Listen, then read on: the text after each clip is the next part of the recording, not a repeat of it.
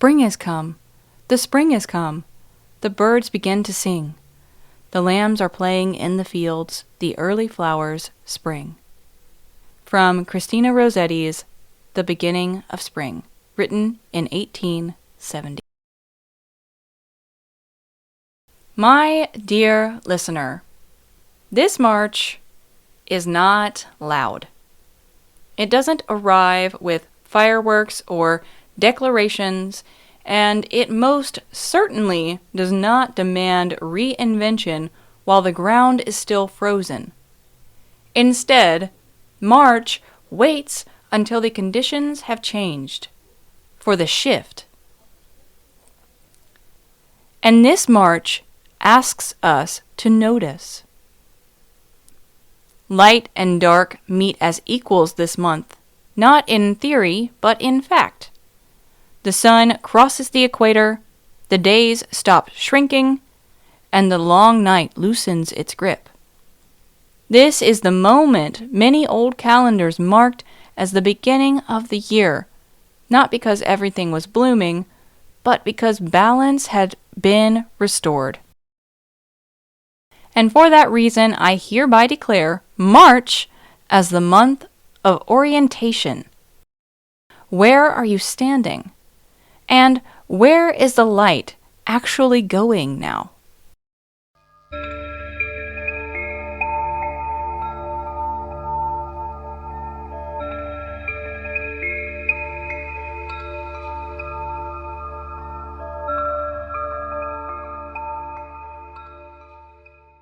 Welcome, dear listener, to Wishcrafting, and welcome to the March 2026 Almanac episode. I've got a lot of good information here for you, so without ado, let's just dive in. In mine and many others' opinion, March is the true new year. Where January still has us in the thick of the dark, March makes some space for light and for truth. The Spring Equinox is on March 20th, and it's not a celebration of instant rebirth. It's a hinge point. It's a moment where two forces hold equal power. And from that stillness, momentum begins to shift. This is why March is such fertile ground for intention setting. Not resolutions, not ultimatums, intentions. The reason this specificity matters is because intentions don't demand results. Instead, they choose direction. So instead of asking yourself, what do I want to achieve this year? March invites different questions alongside the natural harmony that the equinox brings forth. Questions like, what am I ready to realign? Where have I been using force where I could use a pivot? What truth about myself can I no longer deny? What masks am I ready to leave behind? What feels good in my body right now? And how can I cultivate more of that feeling? What are my core values? And how have they shifted since last year? And this year, the astrology of the month makes it very clear. We are not meant to rush these answers. March 2026 is dense, it's reflective, and it's consequential. At a glance, it looks a little bit chaotic, but we're going to zoom in and see that chaos is actually clarifying. And y'all, I need that. February was the worst. Lowest energy of the winter season to date, and no energy reserves left. My whimsy and motivation feel pretty tapped out, so I could use the guiding hand that March is bringing in. This month in March, we have 2 retrogrades, 2 eclipses, and a generational planet stepping into new territory.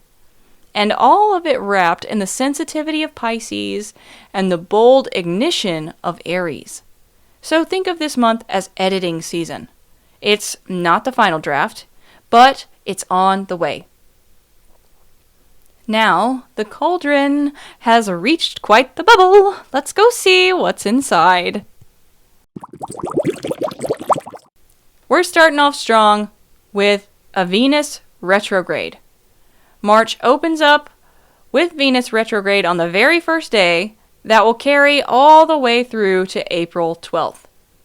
It will be in 10 degrees of Aries and end itself in 24 degrees of Pisces, if you care about that kind of thing. Venus governs how we love, what we value, and what we're willing to invest in, emotionally, creatively, and materially. When Venus retrogrades, those areas ask for review, or for us to slow down a little bit and make sure that we don't speed past what we just spent so much effort cultivating for ourselves.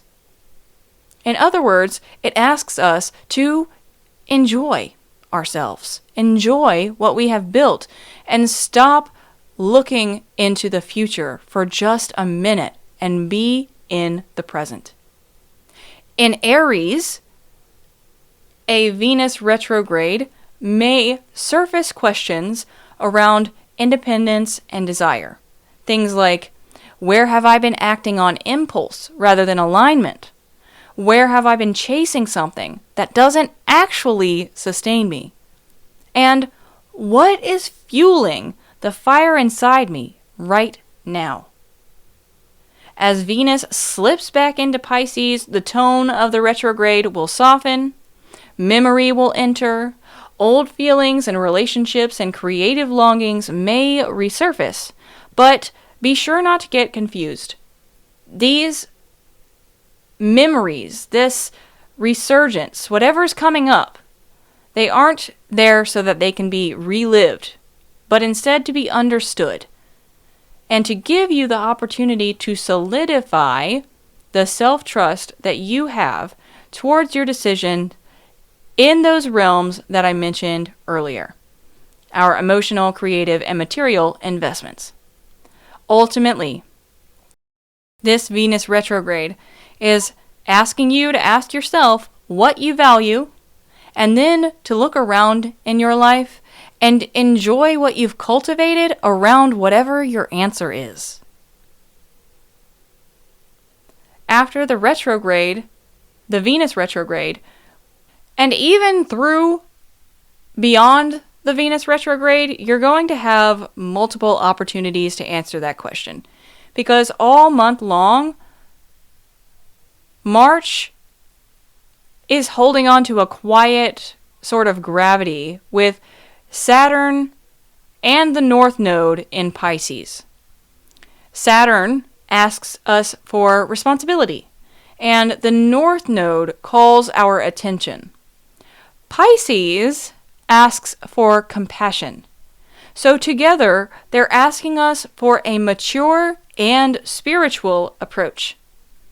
This is not a month for martyrdom, saviorism, or self-erasure disguised as kindness. This is a month for learning where empathy and obligation end and how to be in the space that's left once they do. Specifically, with the North Node in Pisces, there's a sense that something karmic is being clarified right now. We're being given the opportunity to see where we're leaking energy in the name of goodness, and what boundaries we might need to place to actually allow our love to continue to grow and thrive. Because oftentimes, putting a boundary somewhere can be an act of love, but it can feel really uncomfortable. This month, you're getting the opportunity to explore what that looks like for you by a self-examination of how you are or aren't upholding your authentic values. Then, we move into a lunar eclipse on March 3rd and 23 degrees of Virgo. Virgo eclipses end patterns of quiet overwork and overwhelm.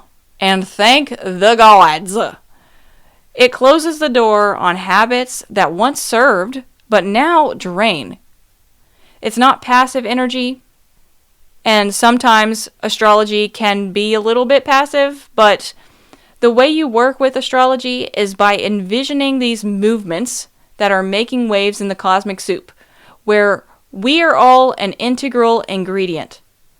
The waves hit, they spice things up, but if you can see the wave coming, you can influence the way that it spices things up for you by doing your best to ride that wave.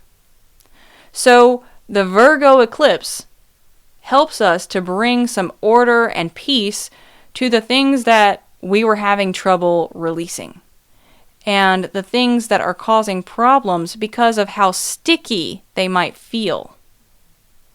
This could show up in the body, through opportunities for routine, or through a sudden recognition that something is no longer sustainable.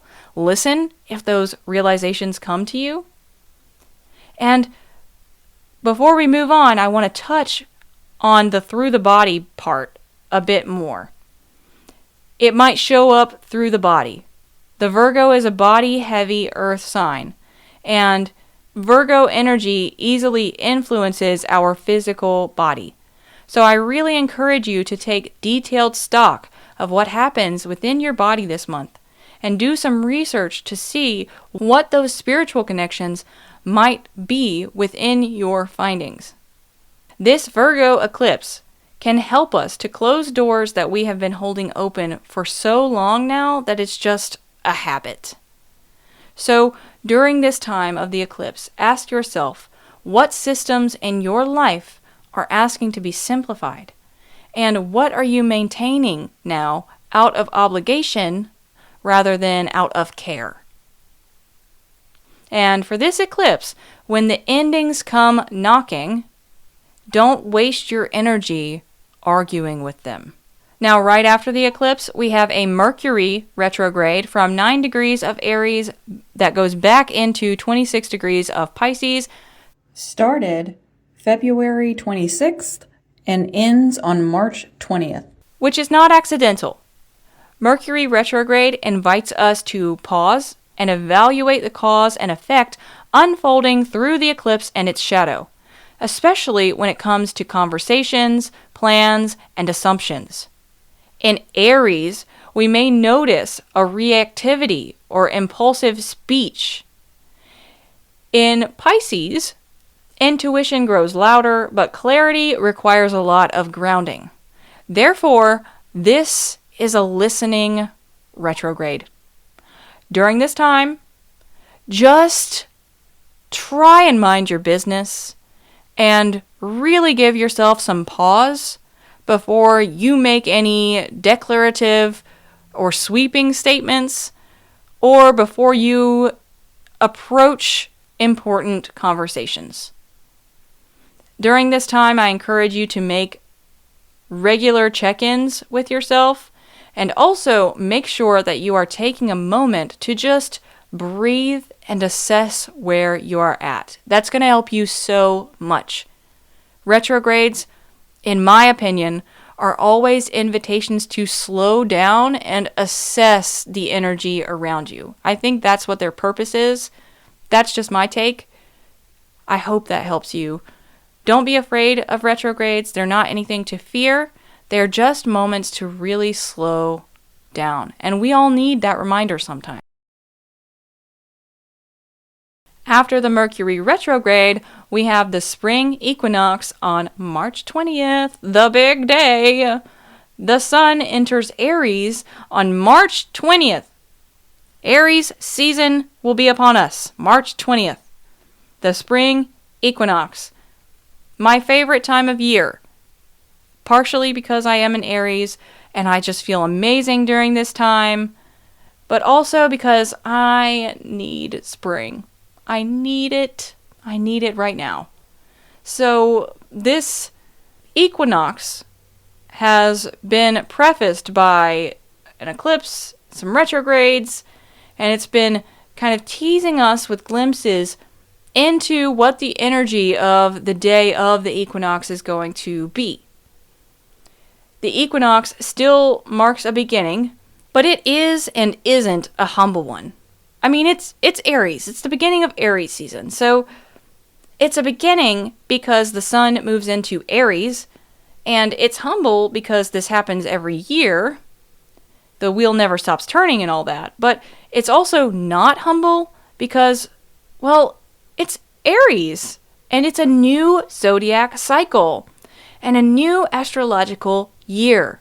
It's a new year, a new cosmic soup, and any Aries would tell you that this should be celebrated.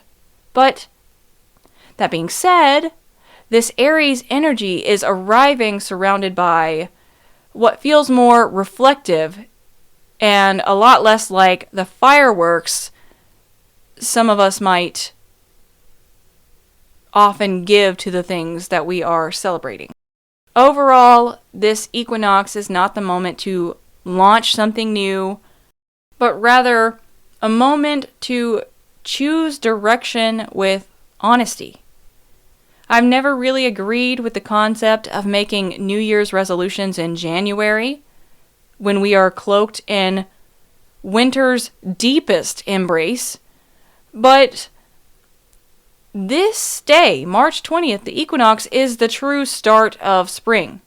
The earth stirs faster, the seeds have begun the big work of cracking themselves wide open to blaze a trail, just as Aries does and inspires in the astrological world and in the world of those who decide to tune into it. So consider setting intentions, making a vision board, or potentially doing some other kind of visionary manifestation work for the equinox this year, because it's a great day for it usually, but with all of the reflective, slow down nature that we will have before this equinox, all of the opportunities to really evaluate our values and authenticity and how we are or aren't expressing that, this is a really good day to do this. The energy is going to be a lot lighter. It's going to feel a lot more vivacious and have a lot more vital energy within that we are going to be able to tap into, and I'm really, really, really, really excited for that, for all of us. Now, a new era is emerging, and it's an era that is going to encourage us to collectively ask, what does inspired action look like when it's rooted in integrity? Integrity, integrity, integrity. March is the month of what the hell is integrity anyways. And I love that for us. We need that right now. I really do think that as a collective, we need to be asking that question. So this month is only a preview to what is coming when we all collectively gather and ask what integrity looks like, what rooted integrity looks like. It's a huge tone shift from dreaming to daring, and I am really hopeful. This day alone gives me hope, y'all. So take that as you will, and make sure you are taking stock, journaling, and seeing how this shows up in your life for you, so you can ask yourself that question and reprogram your internal compass to your true north as needed. And with that, we have finished visiting the stars. Let's turn off the cauldron, float back down to earth, and see what's going on the ground.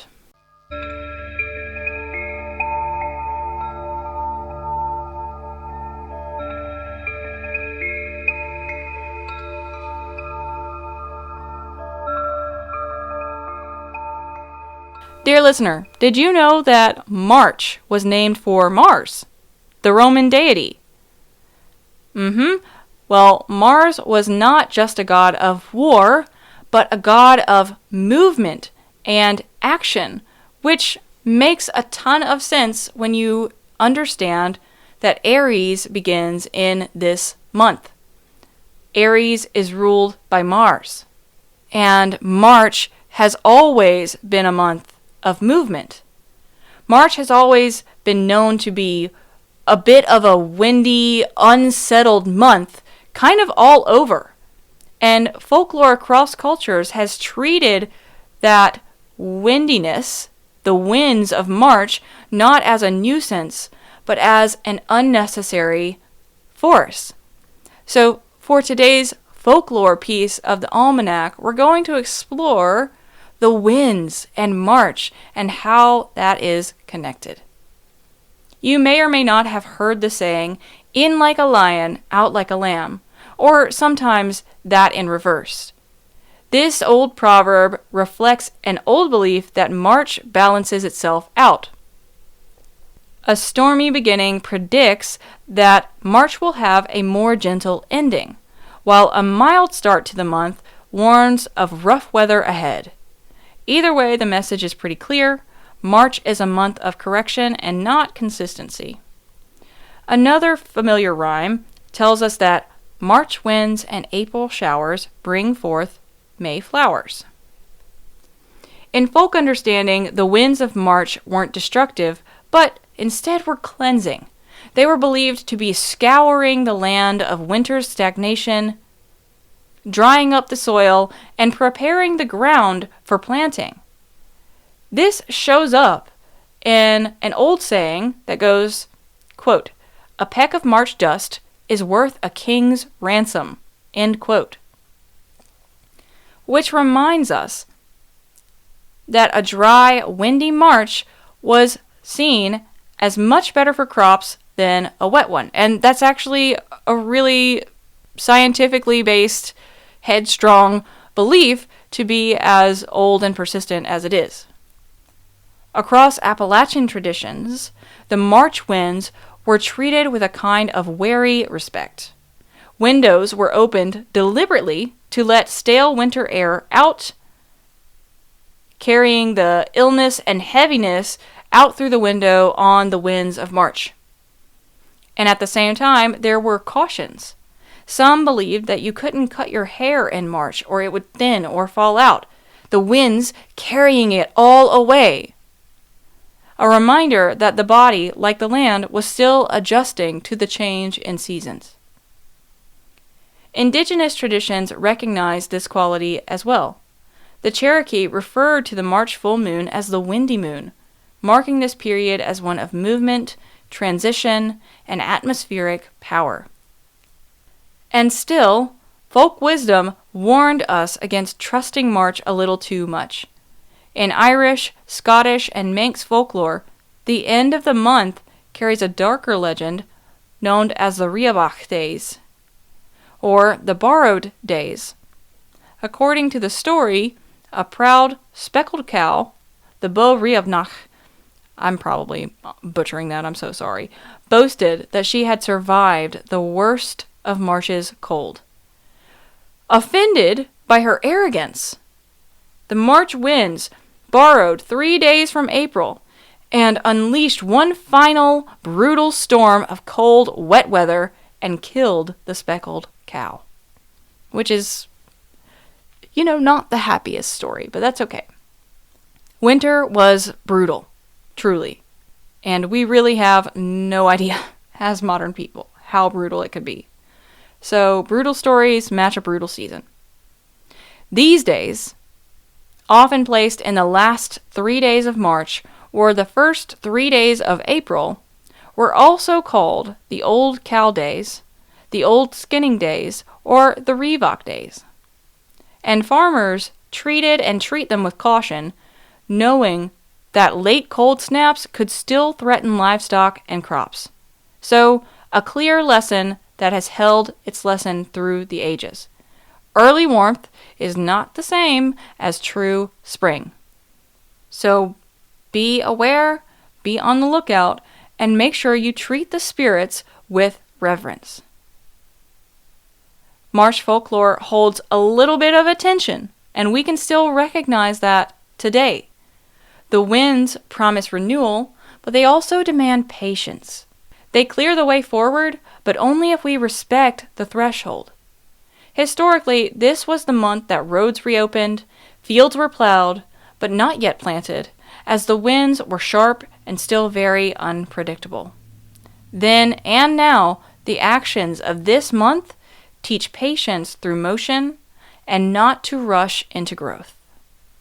With that understanding on our belt, the correspondences to consider for this March are the elements of air and fire, the colors of storm gray, pale greens, and the yellows and golds of fire, as well as sunsets and sunrises. The stones to consider working with are bloodstone and aquamarine, both stones that can help things get flowing and moving for different reasons.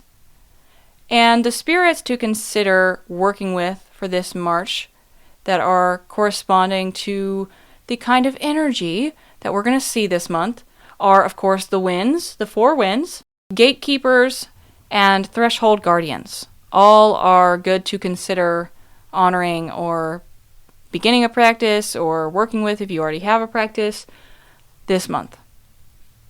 And that's all for our folklore. Let's now head to my very favorite segment, our herb of the month.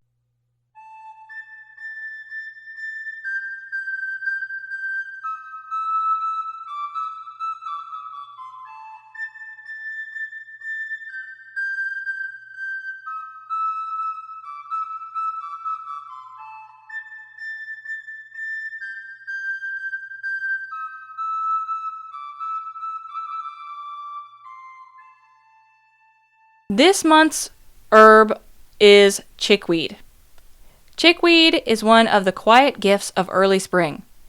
It doesn't announce itself with height or color, but instead carpets the ground in soft green, appearing just as winter loosens its grip and the soil is still cool and damp. In folk medicine, chickweed has long been valued as a cooling, soothing, and nourishing plant. It's commonly used to ease inflammation, skin irritations, burns, rashes, and minor wounds. Poultices of fresh chickweed were applied to itchy or overheated skin, while teas were taken to gently support digestion, lymphatic movement, and overall cleansing after the stagnation of winter. Chickweed doesn't force detoxification, but rather encourages the body to release what it's ready to let go of. And you can apply that to the spiritual body as well. Folklorically, chickweed is a plant of humility and resilience. It grows very low to the ground, thriving in conditions that would kill more delicate plants. Because of this, it became associated with quiet endurance, adaptability, and the wisdom of growing where you are. In some traditions, its sudden appearance was taken as a sign that the land was waking up, not dramatically, but reliably. Magically, chickweed carries this lesson. It's used in workings for gentle healing, emotional soothing, and easing transitions. Chickweed supports magic that doesn't demand transformation, but allows it. It's especially useful for spells or rituals focused on recovery, soft boundaries, and releasing irritation, whether physical, emotional, or energetic. Chickweed teaches us that not all growth is loud. Not all healing is dramatic. Some magic works best when it's moved quietly, steadily, and close to the earth. You can work with chickweed pretty easily by drinking it as a mild tea. It has a pretty good botanical flavor that's almost lemony in my opinion. You can use it in skincare or salves, or you could simply meditate on where you too are growing quietly. Chickweed's Latin name is Stellaria media, and that's because it has little white star-like flowers that appear to have 10 white petals, but actually have 5 deeply lobed petals. It also has light green, smooth, oval-shaped leaves, and it's just overall quite delightfully adorable. So you could even start to look up a picture of chickweed first and then start to notice where you are seeing chickweed around wherever you are. And kind of see what that might mean for you. How does that show up for you now that you know the associations and the magic of chickweed? And once you know what it looks like, you will see it everywhere, I promise. Which is kind of delightful. It's got a really great, vibrant, uplifting energy to it.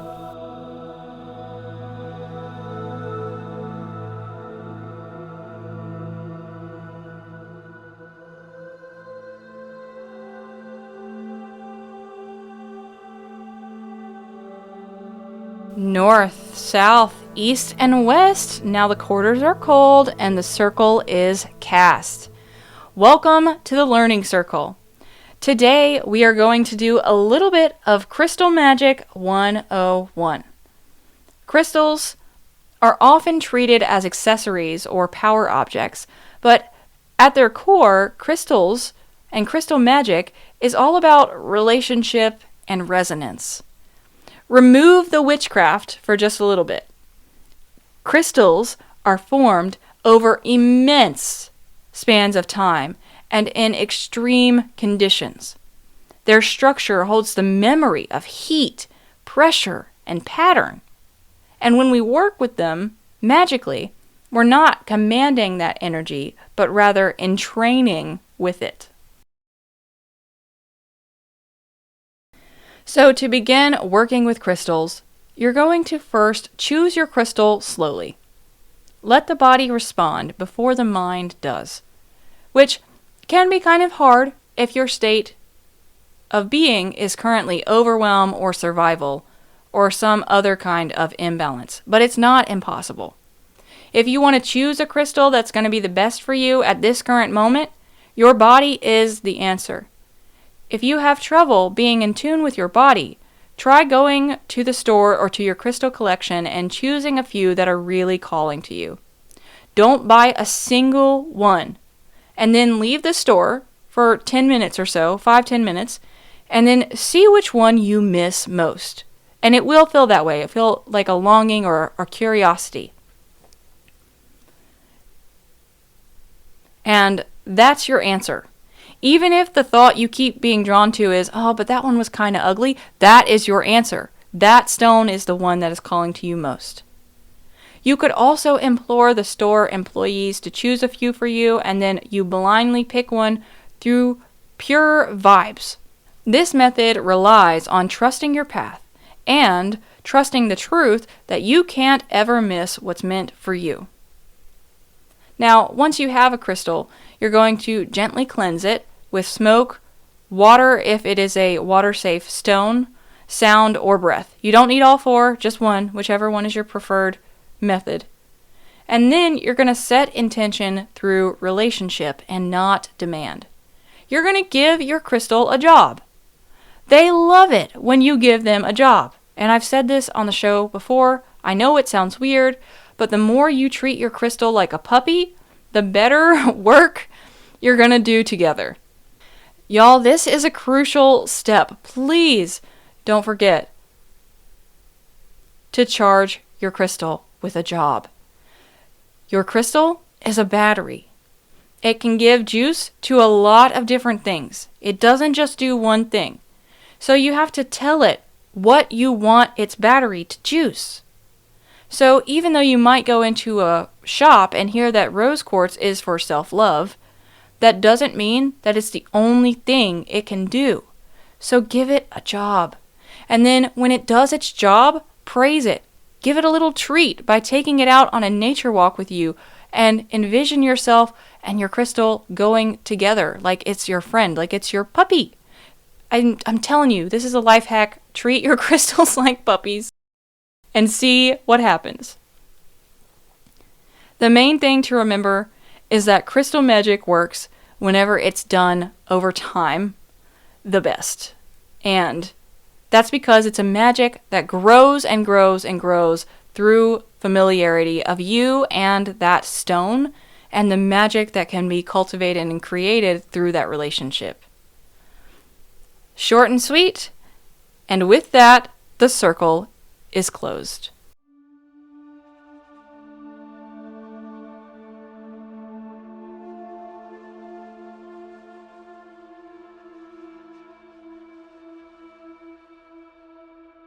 For March, I have a simple practice for you, and it's for the equinox. And just because it's simple doesn't mean it's any less powerful. Anyone of any level can do this. You're going to need just a little bit of paper, a pen, and a candle of whatever color pleases you.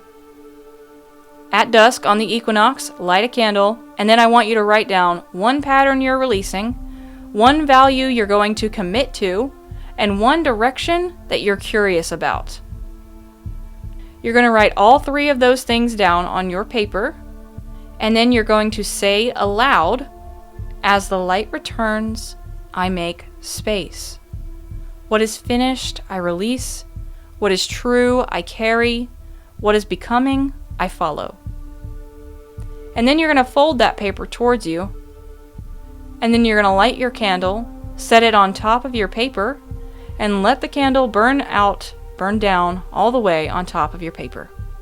Watch the candle. Please practice fire safety. And then keep your paper somewhere safe. We're not burning this paper. We're just burning the candle on top of the paper. So if it's a tea light, you just let the tea light burn out on top of the paper.